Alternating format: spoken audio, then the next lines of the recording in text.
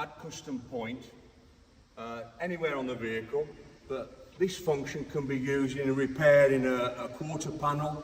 If the inner quarter is damaged, we can move the contact on a target and it will tell us when the repair is correct. So we're going to give you an example now. So we go to the vehicle, we add a custom point. Next. Next.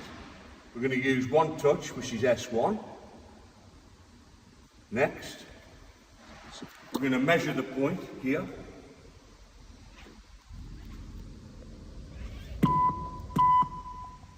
Next. Create a symmetrical point. Next. You can actually load a picture onto it, so when we go to the point, the picture will come up. So we measure the point we've just created here. Okay, so there we open the repair window at the top here.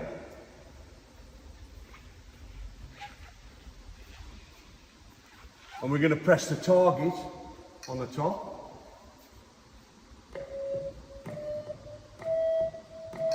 So now when we come down to the point, or the damage point,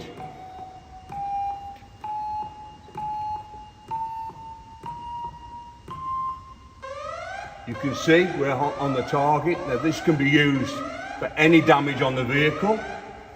So once we've repaired it, we just press black, it's repaired.